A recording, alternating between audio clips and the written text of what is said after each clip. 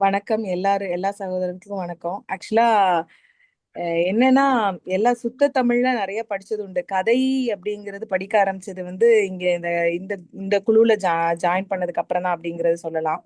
சுத்த தமிழ்ல கடகடன்னு எதையாவது ஒண்ணு படிக்க எழுத அப்படிங்கிறது கொஞ்சம் ஈஸியாவே இருந்துச்சுன்னு வச்சுக்கலாம். அதான் என்னன்னா படிக்கிறப்ப ஃபர்ஸ்ட் ஒரு கதையை வாசிக்கிறப்ப சில கதைகள் ரொம்ப எளிய நடையில எனக்கு வந்து இது பர்சனலா என்ன தோணுச்சு அப்படிங்கிறதுனா, கதையை நான் வாசிக்க ஆரம்பிச்சிட்டேன். எனக்கு பாதி வரை வாசிச்சிருக்கேன். சில வார்த்தைகள்லாம் அந்த ஈசலா பே பே பேரனை வந்து அந்த தாத்தா வந்து சொல்றப்ப பிள்ளைங்க வந்து ஈசலா வருது, பசியோட வருது, அப்படிலாம் நம்ம தாத்தா ஆச்சியை வந்து ஞாபகப்படுத்துற மாதிரி இருந்துச்சு. நான் திருநெல்வேலி சைடு. அப்போ கொஞ்சம் வழக்குகள் வந்து வாசிக்கிறப்ப சில இதெல்லாம் நிறுத்தி திருப்பி 2 டைம் வாசிக்கிற மாதிரி இருந்துச்சு. ஆனா எல்லாமே லிங்க் பண்ண முடிஞ்சுச்சு.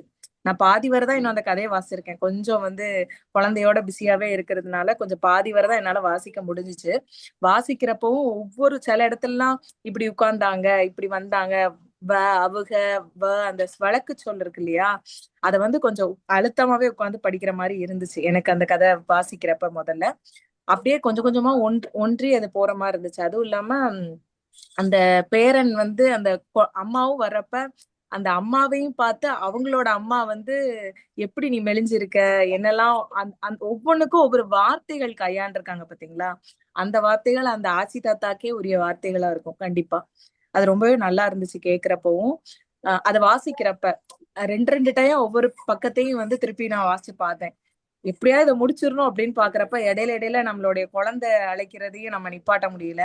அதனால இது அது அது இதுன்ட்டு மலைக்கு இடையில நிறைய வாசிச்சேன். நல்லா இருந்துச்சு, ரொம்பவே நல்லா இருந்துச்சு. அந்த பேரனை வந்து தூக்கிக்கிட்டு தாத்தா அந்த அம்பாரமா வந்தது, அந்த ம். ஒவ்வொரு வேர்டுமே எனக்கு என்னுடைய தாத்தா வந்து ஞாபகப்படுத்துற மாதிரி இருந்துச்சு.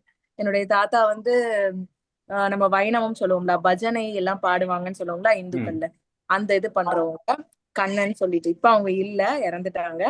அவங்க இறக்குற வரையுமே அவங்க அந்த தமிழ்ல அந்த பஜனை மார்கழி மாசம் அதிலே இருந்தவங்க. நாங்க எப்போ வந்தாலுமே எப்போ லாஸ்ட் வரையுமே எம்மா எம்மா அப்படின்னு தான் கூப்பிடுவாங்க.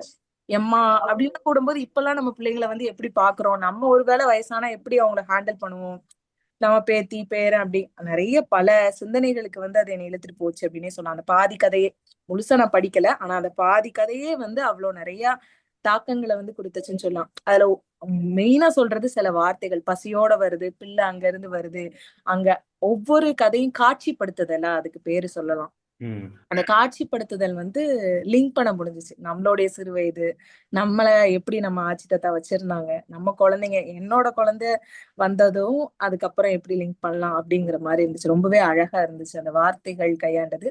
ஆனா எனக்கு கொஞ்சம் இன்னும் கொஞ்சம் பழகணும். அந்த வட்டார வழக்கு எல்லாம் வாசிக்கிறப்ப ஒவ்வொருத்தருக்கு கொஞ்சம் டைம் எடுக்கும் இல்லையா, அந்த மாதிரி கொஞ்சம் டைம் எடுத்துச்சு எனக்கு. நல்லா எழுதியிருந்தாங்க ஆசிரியர். நன்றி.